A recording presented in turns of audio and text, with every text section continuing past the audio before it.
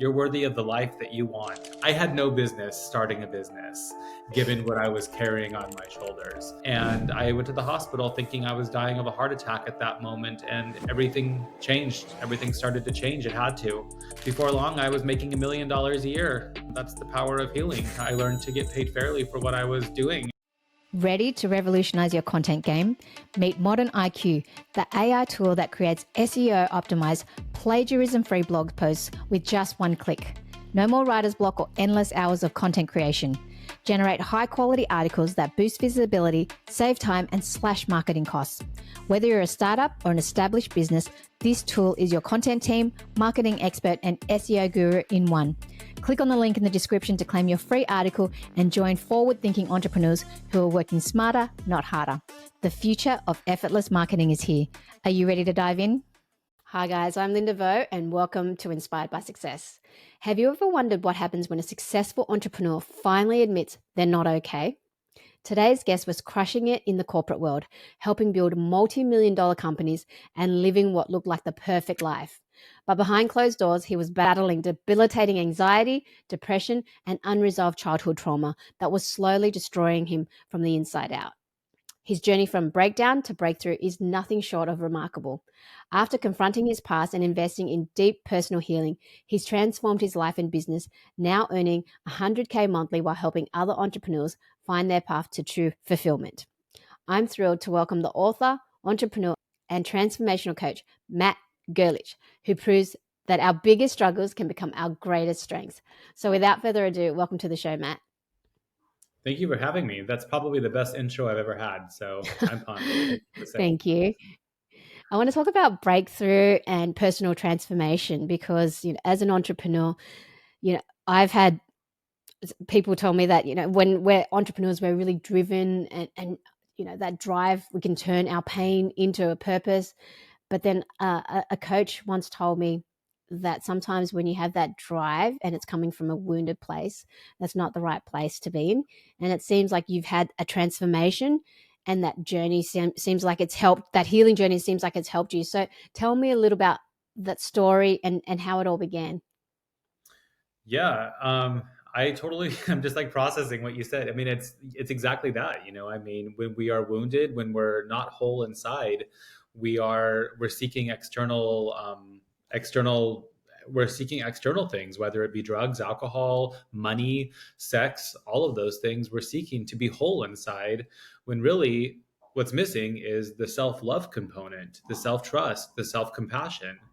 And I would say my journey started when I was born, and then and the working part of my journey started when I was 15 years old, and I'd always been a very high functioning, very effective employee. I started working at an ice cream store, then I worked at hospitals throughout college, and normal kind of whatever corporate jobs. And then really when I was about 33 years old, I started a consulting business. I was living in New York at the time, and I decided that I was going to start a consulting business helping consumer product brands with their sales and marketing and business growth strategies. I had no business starting a business given what I was carrying on my shoulders. Immediately, once I started this business, I was taking any clients on who would give me money. I was terrified of not having enough money for myself. Back then, I thought money was everything. I mean, I thought that money was the only form of safety because deep down, I never really had felt good inside. I never really had felt safe inside. It was just like I could, keep a roof over my head. Vacations and things like that made me feel okay. But I started bringing on clients, and I was completely undercharging. I had no ability to say no to anything. And I went in saying, I will make this happen. But I didn't realize that there was nobody else to make it happen to support me in the sales and marketing efforts other than me. So I was filling in all of these gaps. It was insane. I became incredibly anxious. I remember once, probably one of the worst memories of my life. It was in February, and I was smoking cigarettes at the time, walking around Madison Square Park. It was February. It was, 30 degrees outside, which is 0 Celsius. And I was wearing my jacket. I must have had 15 cigarettes. I was on the phone talking with a friend. My hands were frozen, trying to just get help dealing with what I was dealing with. 15 cigarettes.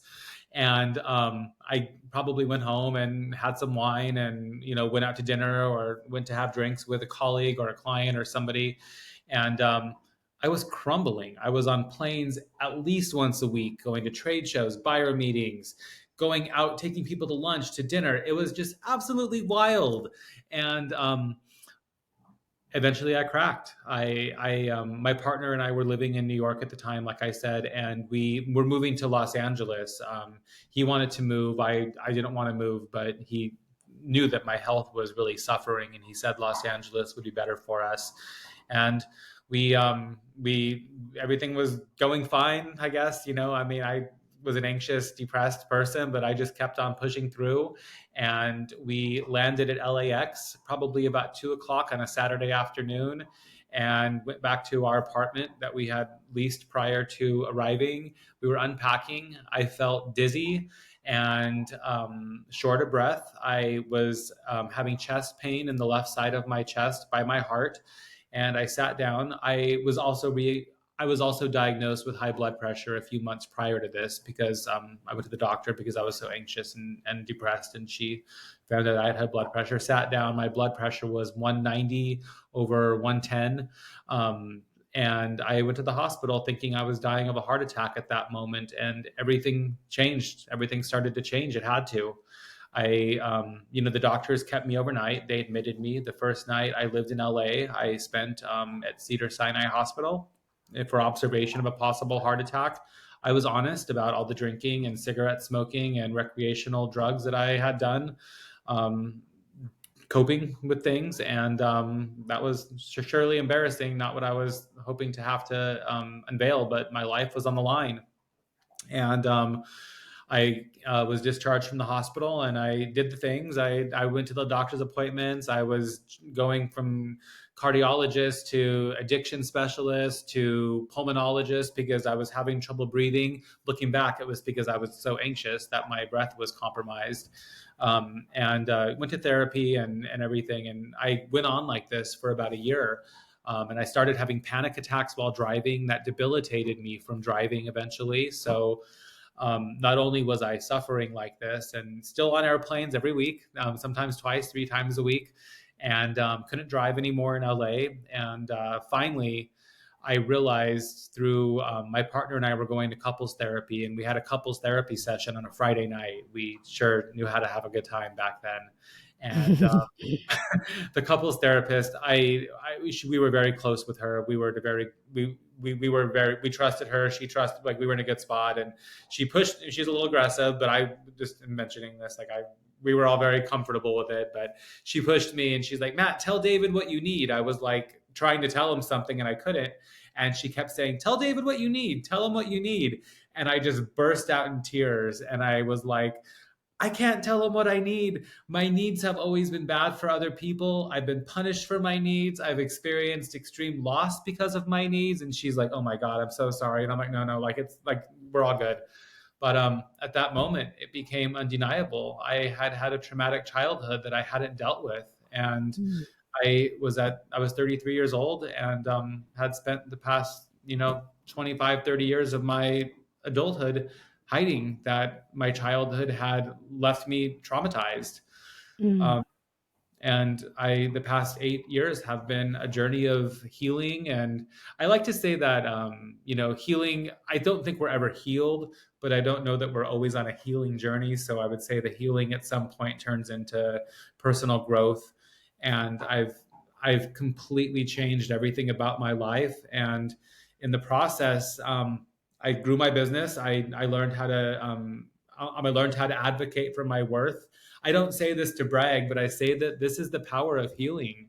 I was mm, this like I was this guy that couldn't advocate for myself. I couldn't. I mean, I grew up in a very working class family, and I got a coach, and she was like, Matt, like, you're changing these people's lives. What you're getting paid is not fair to you. And she held my hand and taught me how to set boundaries and how to advocate for my worth. And I went in and told them that I would need to get paid differently. This isn't fair for what I'm doing. And of course, no one likes to give away money. So we had to negotiate. And before long, I was making $1 million a year. That's the power of healing. I learned to get paid fairly for what I was doing. And I have been an excellence driven person, and started setting boundaries, hiring a team, saying, no, I can't do this. I have to prioritize my health. We need more help. And eventually got this to where I was doing it in 15 to 20 hours a week. So that's Love it. That's such a powerful, powerful story there. And I want to unpack a few things too, because, like, it sounded like you had the success, the money, the status, the lifestyle, but a lot of times people who have that are often empty and not happy and truly fulfilled inside as well, because there's a difference between success and true happiness. And I've only recently started to have this realization as well, because I've had a lot of childhood trauma. I mean, we're all traumatized and wounded in some ways, you know what I mean? But some of us repress that.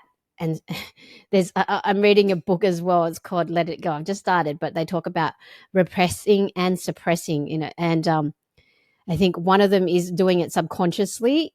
Suppressing it is doing it consciously. Repressing it is doing it unconsciously. Sometimes we don't want to feel it, and so it ends up popping up afterwards in moments like you left it for that long, and then you were having anxiety attacks. Like, it's just that story. I could just resonate with it, because sometimes when you don't deal with all your shit from the childhood traumas. And I've only just discovered this only in the last year recently. And I'm just fascinated about it too, because I want to heal and be on a journey, because you've got so many different blockages as well. And once you understand all these blockages and your subconscious behaviors and what you're doing, and then you work on yourself, it opens up to new things. Like, it sounds like you've opened up, like now you've got boundaries as well. You set boundaries, and you're understanding how, like, your childhood upbringing, how that's affected you, and how you're acting out in your adulthood life as well. But it's good that you're seeking the help and that you sought the therapy as well.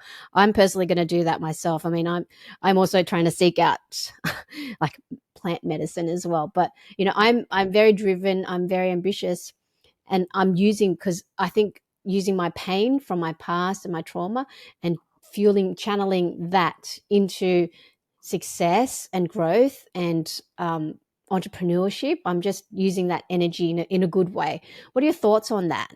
And do you agree that, because I've asked other people, and another person said that's a good thing too, if you're not hurting anyone. But in a sense, if you're getting triggered, or things like your body is not, like, if you're having anxiety attacks, or you're constantly stressed and you're not dealing with anything, it can come up as well. But what are your thoughts on that? Just using your fuel, like your pain as fuel, and for success as well.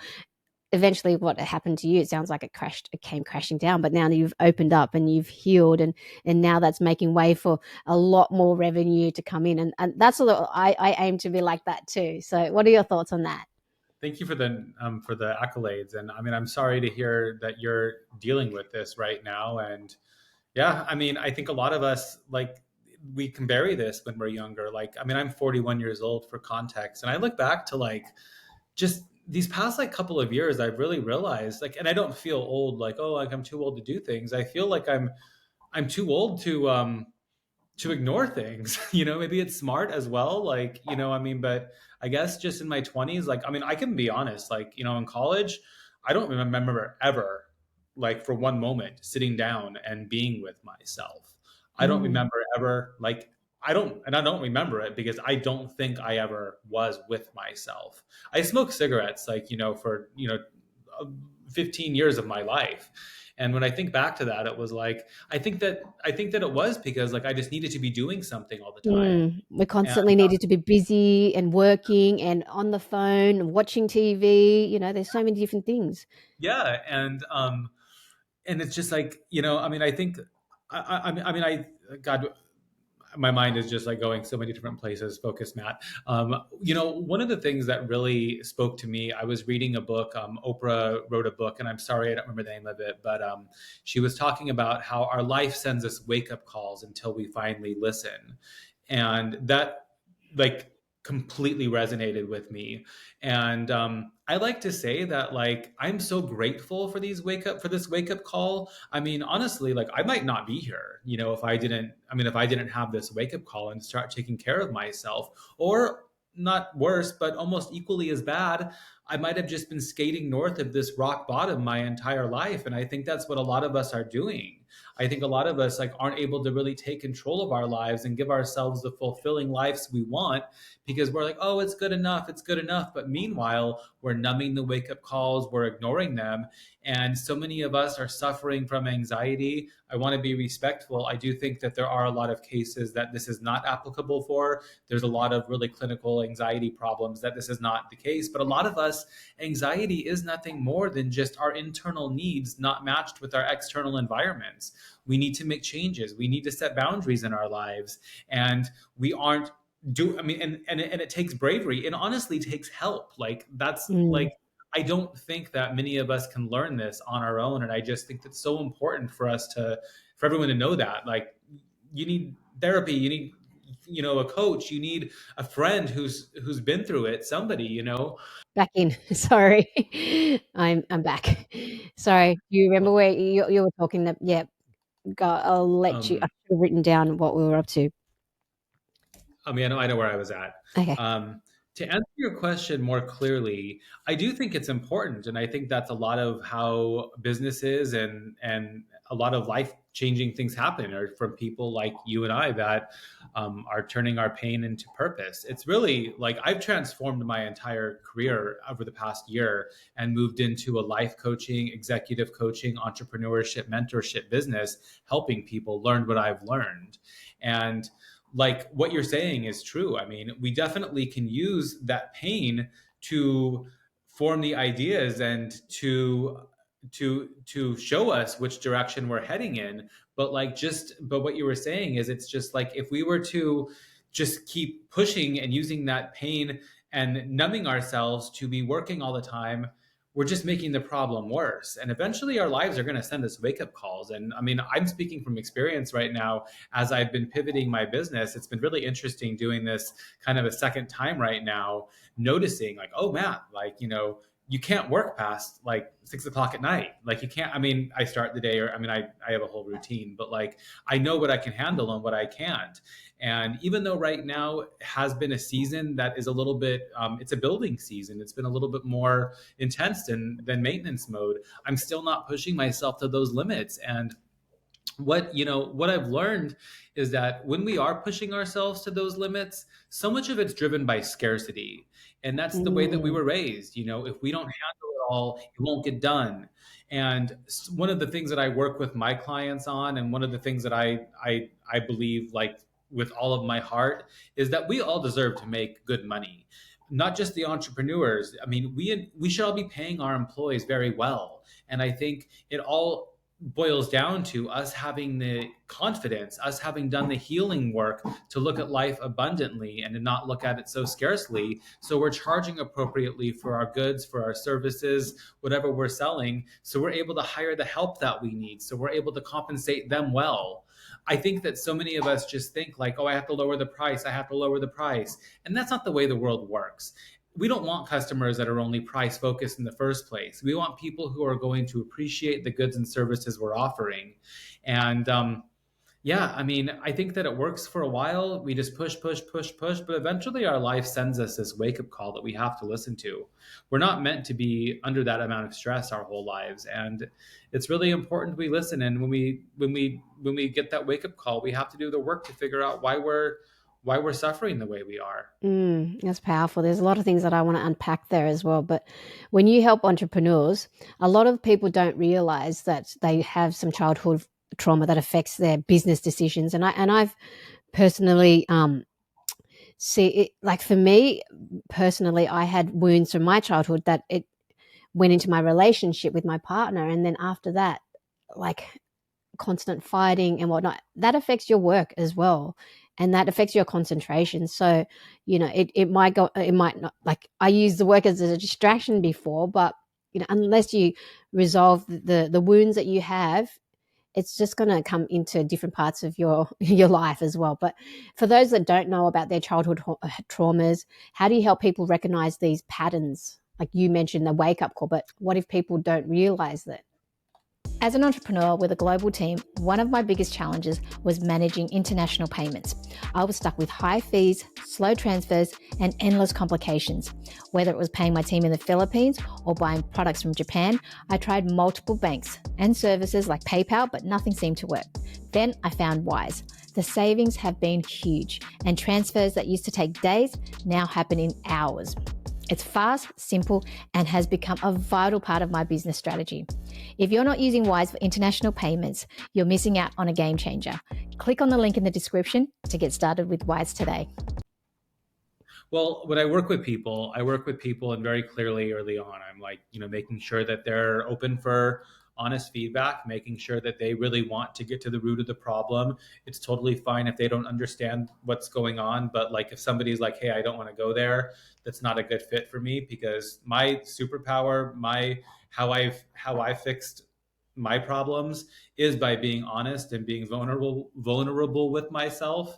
It doesn't mean that I go out and tell everybody everything, but with my trusted people, my trusted mentors, yeah, I mean, I don't lie to them, I mean, and I want the feedback. Actually, it was funny because like I've always been good with vulnerability and taking feedback. And my first coach, she told me, she was like, "Matt, most people don't like feedback." And I was just so dumbfounded by that because feedback is how we improve. Mm. But yeah, I like when I work with a client, I have them tell me their whole life story. I mean, we spend a couple of hours unpacking what's going on, and I listen and note patterns, and I ask questions and understand like what's going on. And a lot of it does lead back to childhood. When somebody says like, I just had a client recently that was telling me his story, and he was talking about how big of a perfectionist he is. And then I start probing, well, in childhood, dad was always telling me I was never good enough. Mom was always scared of dad, and she was always cleaning the house to make sure that it was perfect. And then, I had a job once, where a boss was crazy, and then I just learned that I had to be perfect. And if I wasn't perfect, then people would get mad at me. So here I am, 40 years later, this person that's obsessed with perfectionism, and everyone in my life is afraid of me. And it all goes back to childhood. And I find that once somebody really understands like the root of the problem, and I work with them on that. And once we understand what it is, we talk through it. I'm a huge proponent of reading. I think these books are, $20, $30 gifts people are giving us. They've spent sometimes millions of dollars, sometimes years, decades learning things that they're willing to share with us. And none of our problems are things that are new. All of these problems that you and I have, somebody else has been through this, and we can learn from them. And for me, what really helped me was reading. I mean, I read a ton. I still read a ton. But Which I mean, books? and if you're not a reader, Yeah, podcast is good, but which books do you recommend? Because I'm a huge reader as well. I'm always oh into my gosh. self-development, but which ones have dramatically changed your mindset? So dramatically have changed my mindset would be I'm going to go back to kind of the beginning. Brene Brown was really like the first author that I ever read like every book in a row of, and she talks about shame and vulnerability. I don't have the quote Mm. up, but I'm going to paraphrase it. But there was a quote that she said that just made everything clear to me. And this is the power of reading, and this is the power of learning, and the ability that we have to help ourselves also in learning. There was a quote that she said, and I wish I had it in front of me, but it's like, not belonging in one's family is one of the most um, detrimental crises in the world. Like, I mean, up there with human rights violations, up there with violence, because it has the power to destroy our hearts and to destroy the belief we have in ourselves. And we, I wish I had it in front of me, but it's just like it's talking about like how when we're not belonging in our family, like we turn on ourselves and we think something is wrong with us. And Wow. then that's why we start numbing. That's why we start drinking. The pain has to go away. I did that. That's why we start we're passive aggressive, we're sarcastic, we're mean, we're saying things to people because we're afraid to actually just say, "Hi, I'm hurting." We're being sarcastic, and that was me as well. And then eventually when we have a wake up call, we we realize that we have to face all this and be honest about what's going on. And once we acknowledge why we're like this, it changes everything. Mm. And reason that I've gotten into this mentorship role, I'm a company called Rise to Your Worth. And the reason I work with people like who I once was is because I wish I had somebody like me 10 years ago. I went to tons of different therapists, and don't get me wrong, they were good, but it was like I couldn't find anybody that like knew the questions to ask somebody like me. Um, and like it didn't have to be that long of a journey. It was like years before I was like okay. um 5 years till I was okay, and 6 years till I was good, somewhere around that. But like, I started writing a book in the process, and I'm putting the finishing touches on it. But I did a lot of work, and I wish that I could have found a coach like what I do, because um, once we like understand why we are this way, once we understand why we're worried about these things or we're perfectionists, we get to start fixing them, and we get to like it, but it all starts with making sense of it and realizing there is nothing wrong with us. There's a reason why we are the way we are. And like I think so many of us, I'm not sure if this is the case for you, Linda, but like we're kind of like raised like thinking that like life is supposed to be hard, and life is supposed to be a challenge, but it's not supposed to feel like shit all the time. And once we realize that it's like that more, there should be a lot more good times than bad times, then like we kind of give ourselves permission to start seeking the good times then. That's powerful. But like when you mentioned before, not giving yourself time to sit with yourself, I think that's one thing, like a good beginner step. And for me, I've started meditating more because I speak all the guests that are successful, they always do meditation. And then I've started to get into spirituality and learning about myself there, and the subconscious mind, and rewiring it. I think that all contributes to success as well. But what are your first key steps that you recommend, to help get into this new mindset so we can improve ourselves, so we can become open and heal in order to become abundant as well, and rewire our programming and our subconscious beliefs as well, because there's so much to unpack in this world. Because like I love learning about business, but then just recently all these things that I've learned through podcasts and books as well, that in order to self-develop and help ourselves, that is going to naturally make us more successful, and things are going to attract to us anyway. But what are the first key steps that you recommend in order to the pathway to this phase one of the pathway to success? I have 5 steps, and I also want to get back to a couple other authors. I realize I didn't answer that Mm, question yeah. completely, but the 5 steps that I've found that are the most accessible and that have had the most impact in my life are going to be, this is in no particular order, journaling. Journaling is like, if I had one thing to do in the world, it would be journaling. So I guess this is number one, because it's free. You need paper, or you can type it, whatever you want to do there. You can type a paragraph, you can write 5 pages, but it's getting the thoughts out of our head. And then what I've started to do over these past several years is like on a Sunday, I'll go back and review what happened over the week. And it's been so interesting to see the patterns. And what I noticed was that the things that bothered me on Monday and Tuesday didn't so much bother me on Wednesday and Thursday. So this leads to the next thing. On the weekends, I'm more indulgent. I eat more pizza, drink more alcohol, eat Mm, more ice cream. All of these things affect us. And they don't affect us as bad when we're 20, but when we're 40, they start to affect us a little bit more. I'm not saying don't do them. I'm not saying don't enjoy them, but I got to really see that these problems that I was having earlier in the week after eating my vegetables, and I mean, I eat really healthy on the weekdays. And after like I had started really, ridding myself of these toxins by Thursday, like I wasn't like, I was set up for for a lot more success. So the second thing is taking care of our nutrition. Water. Don't underestimate the power of drinking water. mm, It helps so much.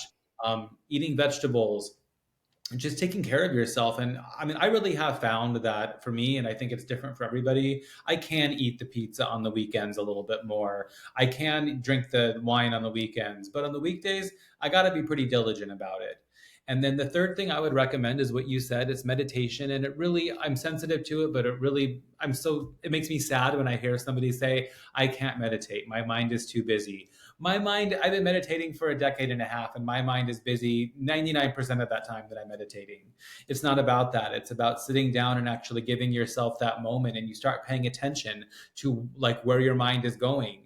And you get these moments where you get to get this clarity. But I think, and I'm not an expert on this, but I think what meditation is really doing for me, and it's almost like kind of fun to talk about it because I'm like the layman talking about meditation, and most people are laymen when it comes to meditation.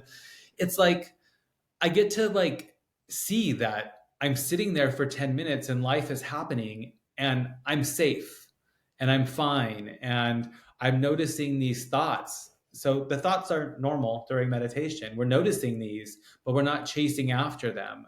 And we start to, like our brains are rewiring themselves during this time so in real life outside of meditation, we are also like when we have anxiety, when something worries us, we can also start to look at that differently. Like our brains naturally do this, where we're not chasing that worry in the same way. We're able to have that slight interjection. So it's like, I'm making this up, but like you just got laid off from your job.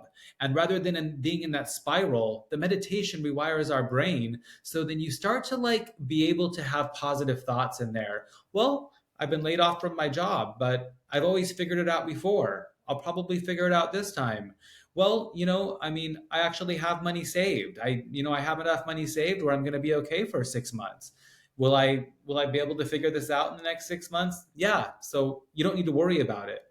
And then the fourth thing I would recommend is yoga. I'm a huge yoga fan. I'm also a little bit careful to recommend. I mean, I know some people aren't going to be convinced to do yoga. Fine, go for walks, be out in nature, go to the gym, do some sort of physical movement. But I will tell you, I do. I go to the gym like inside and do weight training. I do yoga and I do outside running or outside hiking. The gym is great and I do love it, but like there's something about the yoga or the being in nature that gives me something else. Um, Mm. and then the fifth thing I would say is taking care of your rest. I mean, we need rest. And, you're talking to a guy right now that I used to probably sleep 4 to 5 hours a night, almost probably my entire life until about 5 years ago. And now I sleep 7 to 8 hours a night. And then, I mean, I tell you, like, when I do sleep 5 hours a night on the very, very rare occasion, I feel it in a way that I'm like, oh my God, I can't believe this used to be my life.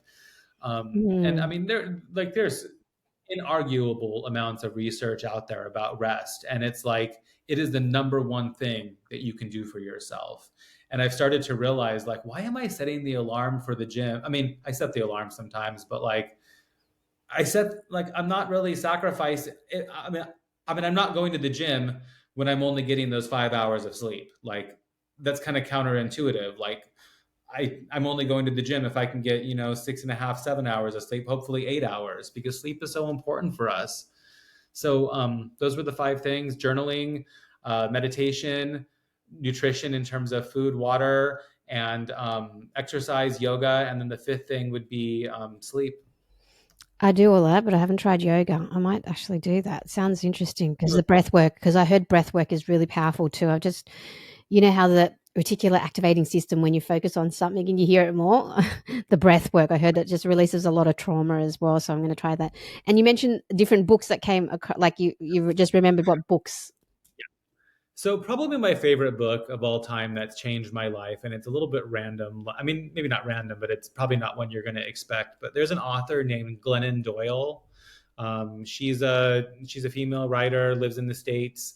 She used to live in Florida, I believe, and now she lives in LA. And she wrote a book called Untamed that came out, I think, in 2020. That was her third book, Mm. and she's, she's the most vulnerable person I have ever come across. In high school, she was bulimic. She took drugs and alcohol to numb her pain, and started writing about it. And she did everything she was supposed to do. When she got pregnant, she stopped doing all of that stuff. She started, she became I'm a good wife, went to church, and all of this, and eventually she learned that she wasn't living authentically, and she went off to live an authentic life, married a woman eventually, as she learned who she was. And she has just been absolutely the biggest inspiration in my life. Brene Brown kind of showed me what was going on with my life in terms of like that I had, that I didn't love myself, that I, that I had, that I had issues, that I had anxiety and depression because I was shameful of myself. Glennon Doyle came around and showed me what to do with it. You just talk about it. You just tell people, and that doesn't mean you tell the wrong people. But I have seen like how Glennon Doyle talking about her life and how she has a phrase in one of her books. She's like, I'm so shameless. Oh God, I wish I remembered it. She's like, I'm so shameless. Like, I mean, I'm almost ashamed of how shameless I am. I think that's what she said. And she's not saying to be funny. I mean, it's just kind of like this was her way through. She found peace in talking about it, and she has 3 kids. In my opinion, she's like the best mother I've ever come across in my life. And she taught me, back to the childhood trauma piece, she taught me, she was the first person I ever heard talk about apologizing to her kids. Like, this is the thing. I mean, none of us have had perfect childhoods, none of us are perfect parents, but like none of us are perfect bosses, none of us are perfect partners, none of us are perfect anything. And Oprah talks about this a lot too. Like, we need to apologize to people when we do something wrong. And I think that is the biggest impact, or that's the biggest problem, or I'm trying to think of the word right now, but that's the biggest consequence of a traumatic childhood, is when you're not apologized to what happened. Like, I'm sorry, mom had a bad moment and she was really upset with you, and she shouldn't have yelled at you. Like, kids are forgivable. Like, even as an adult right now, I mean, like, I'm not perfect, my partner and I aren't perfect, we have arguments from time to time. And like, the act of apologizing, and it's not even just saying I'm sorry like when you don't mean it, it's like resolving it, like, taking responsibility for what we did, like, hey, I didn't sleep very well last night and I took that out on you, I'm really sorry about that. And giving your partner the space to do that too, giving your child the space to do that too. But it's not modeled, so I'm not really saying this like everyone is expected to know this. But why do you think that? Why do you think that it's harder for? I, as a parent, I don't apologize to my children as much as I should sometimes, but I don't know if that's me, because I don't know if it's not wanting to be vulnerable, but I don't know. I don't say sorry as much as I should.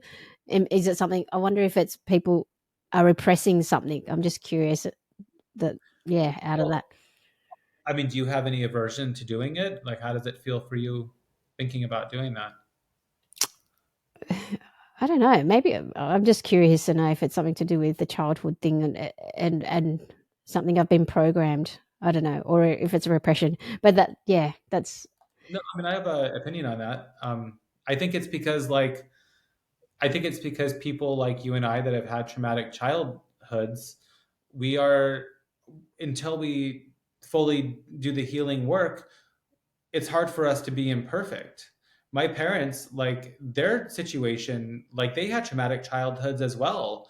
And I think that it's hard. I've noticed this for myself. Like, the more healing work that I've done, the more I've been able to forgive myself for being imperfect.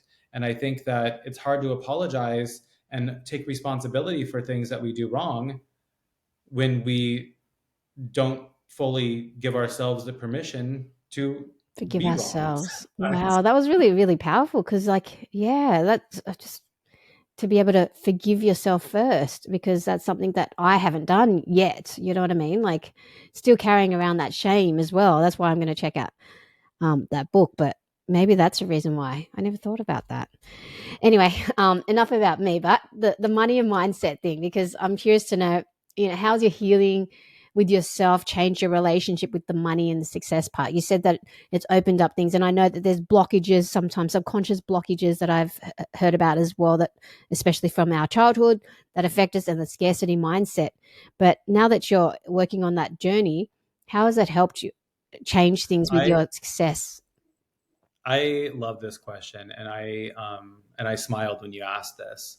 How has it changed things? I care a lot less about money. Like, and I'm Mm. also saying it like, I mean, I don't have that much money either. I live in LA. I mean, you live in Sydney. These are not cheap places to live. Like, I mean, I shouldn't say I don't have that much money. I have some money, but it's not like I never have to work again or anything.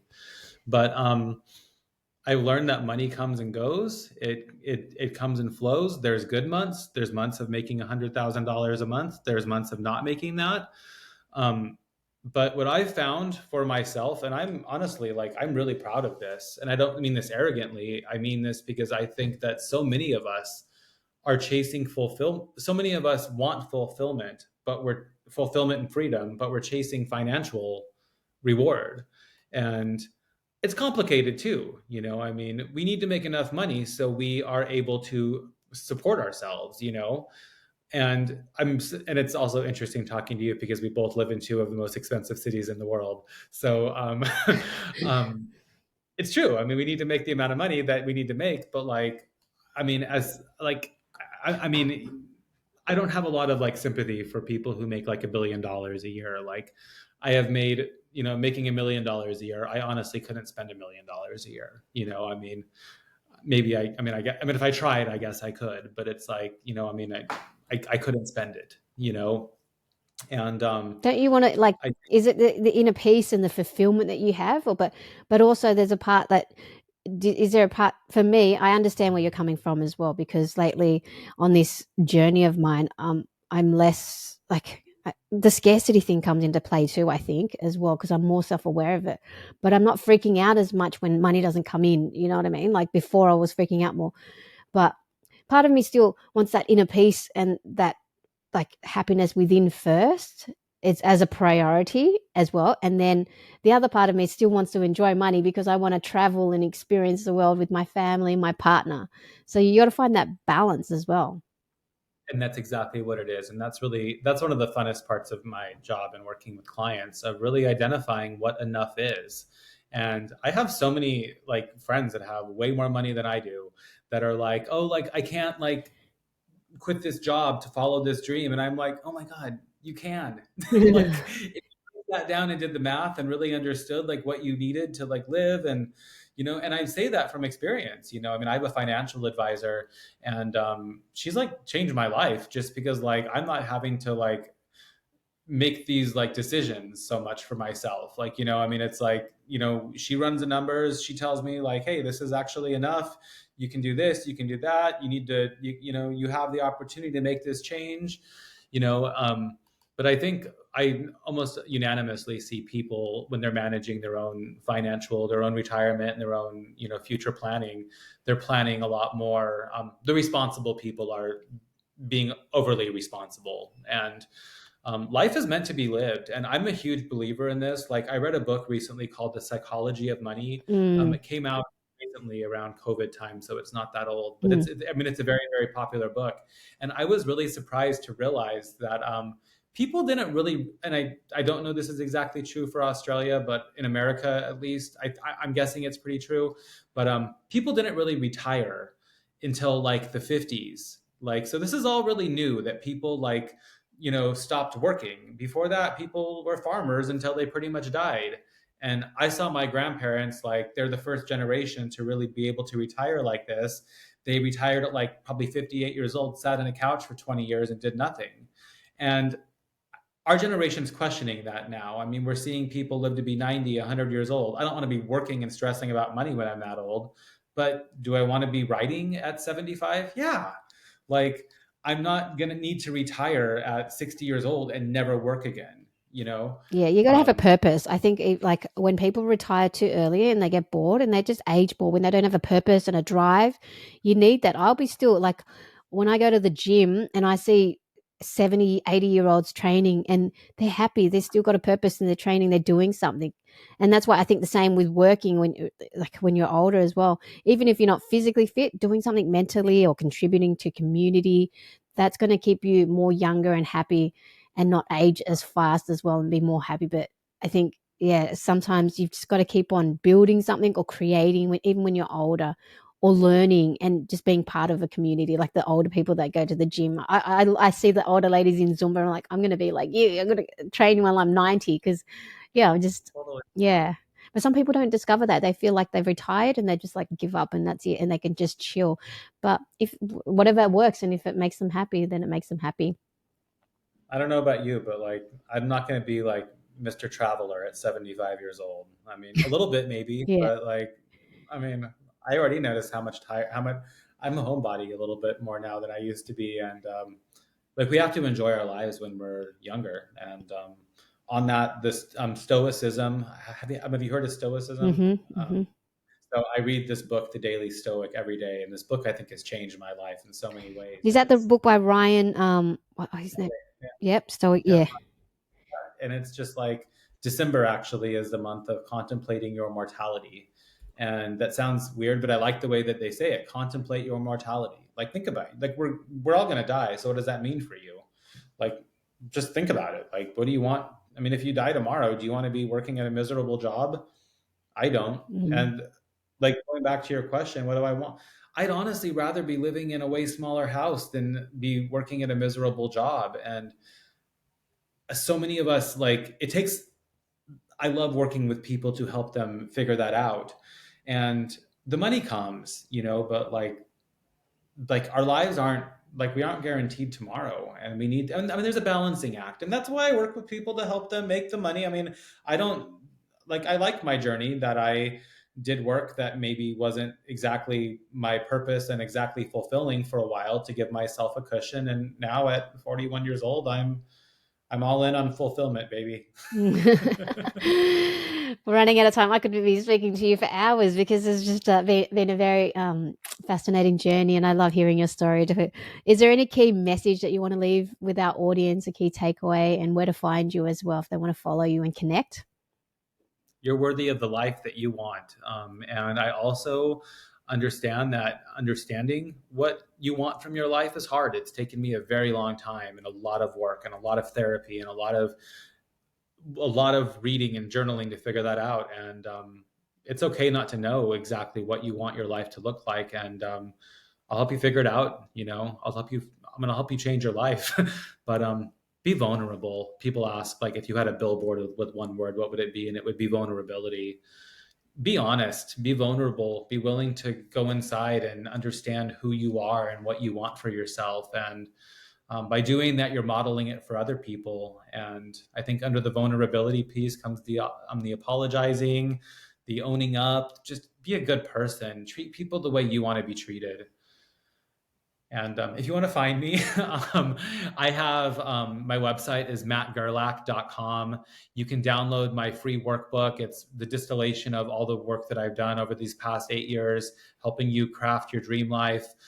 It's really the framework that I work with clients on. And in there, you can schedule a 45-minute free call with me, and I'll help you where you get stuck. And we'll talk about your goals and what's standing in the way, and just happy to help you. And I have a podcast of my own that you can access from my website. It's called Matters of the Mind, and I Mm, help talk about building the fulfilling life that you deserve. So, nice. I'll be following it and checking that out. Thank you so much for your time, Matt. It's been a pleasure. thank you, Linda. I really enjoyed speaking with you today. I'm Same. grateful for you, and please reach out if you need anything from me. Okay. Yep.